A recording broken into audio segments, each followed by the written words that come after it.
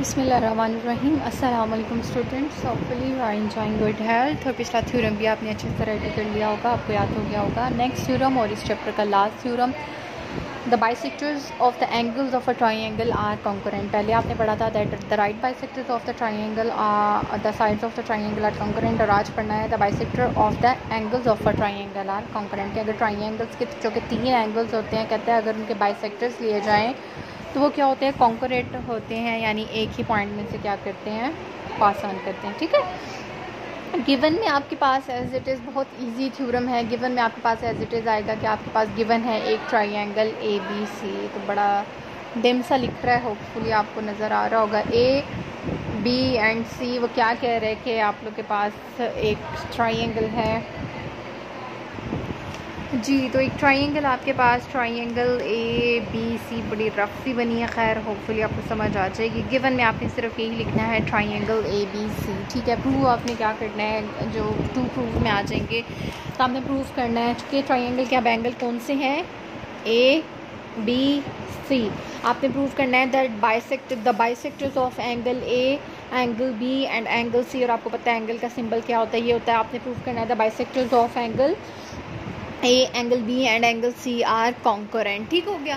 Okay, तो next हम चलेंगे, फिर उसके बाद आप लोगों के पास कंस्ट्रक्शन आ जाएगी। कंस्ट्रक्शन वो जो स्टेप्स हम खुद से परफॉर्म करते हैं, आपने पता है क्या करना है, यहाँ पर आपने खुद से ड्रॉ कर लेने हैं बाइसेक्टर्स। ठीक है। अच्छा, बुक पे ना उसने इस पॉइंट का नाम ए दिया हुआ है, इस पॉइंट का नाम बी दिया हुआ है और इस पॉइंट का नाम सी दिया हुआ है। तो मैं यही आप लोग के लिए करूँगी। क्यों? क्योंकि मैं तो इसको प्रूफ कर दूँगी ए बी सी के साथ भी, लेकिन आप लोगों को फिर याद करते वक्त प्रॉब्लम होती है। तो बेहतर है हम अपनी फ़िगर के वही नेम्स रखें जो हमें बुक पे मेंशन है, ताकि हमें फिर याद करते वक्त आसानी हो। ठीक है।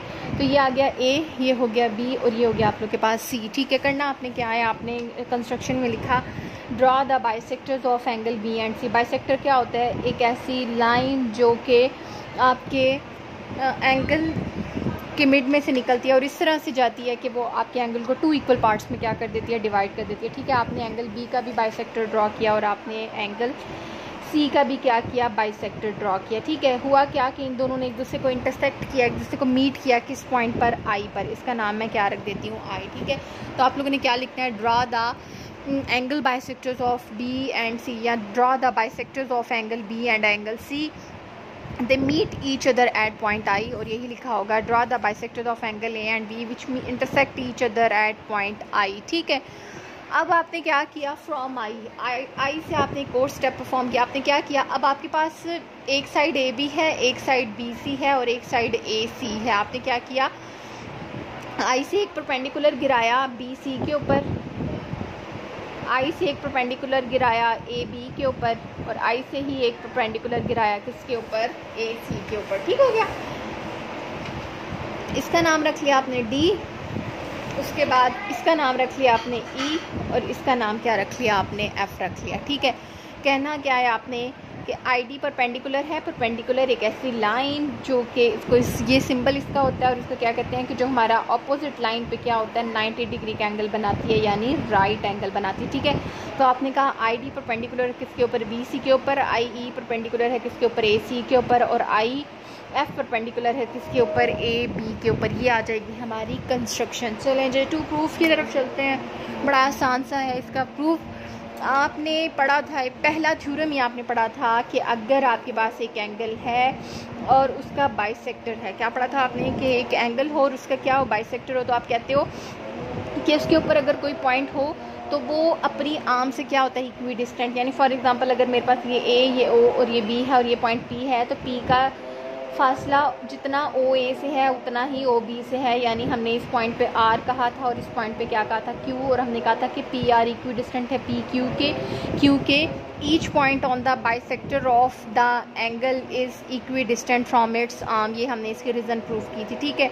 तो अगर आप तरह ये गौर फरमाएँ तो अब ये क्या जा रहा है, बाइसेक्टर जा रहा है किसका, जो एंगल इन दोनों के दरमियान, ये एंगल ए बी सी। ठीक है। तो आप कह सकते हो आई डी जो है वो इक्वी डिस्टेंट है आई एफ के, यानी जितना आई का फासला डी से है उतना ही एफ से है। उसकी रीज़न क्या है आप लोगों के पास, उसकी रीज़न ये है कि every point on the bisector of an angle is equidistant from its arms. तो इसकी रीज़न भी आपने यही लिखनी है that I D equidistant to I F. ठीक है। तो आपने क्या कहना है, I D is equidistant to I F, यानी आई डी का जितना I D is equidistant to I F, और इसकी रीज़न मैंने आपको बता दिया। Any point on the bisector of an angle is equidistant from its arms, या आपने एंगल बाइसेक्टर का जब टॉपिक शुरू हुआ था तो उसके पहले थ्योरम में आपने ये चीज़ पढ़ी, ठीक है।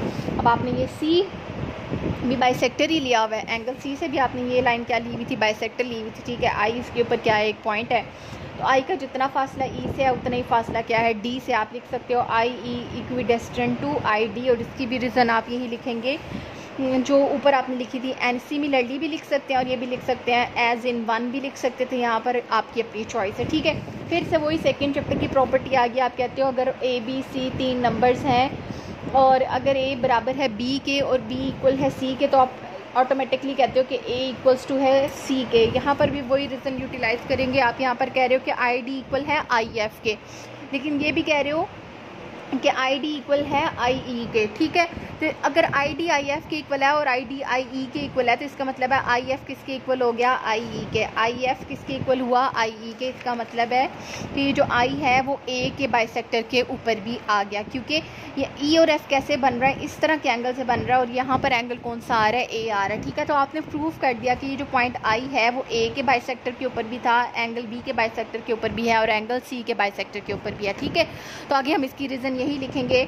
So the point is on the bisector of angle ए, क्योंकि आपने प्रूव कर दिया आई इक्विडिस्टेंट है आई एफ की, और ये सेकंड थ्योरम यहाँ पर आ जाता है कि अगर आप प्रूव कर देते हो कि अगर एक पॉइंट का उसके आर्म से फासला एक जैसा है, तो वो पॉइंट कहाँ पर होता है, वो उस एंगल के बाइसेक्टर पे होता है। और अब आपने यहाँ पर प्रूव कर दिया कि I equals to I F के, इसका मतलब है आपने प्रूव कर दिया। So the point I is on the bisector of angle ए, जो आई पॉइंट है वो एंगल ए पे भी है, लेकिन आपने कंस्ट्रक्शन में कहा था that I is on the bisector of angle B and C, ठीक है। यही चीज़ आपने यहाँ also the point I is on the bisector of angle A B C and, यहाँ पर ये चीज़ इतनी चीज़ लिखने से बेहतर है आप ये भी लिख सकते हैं angle B and angle C, ठीक है, angle B and angle C.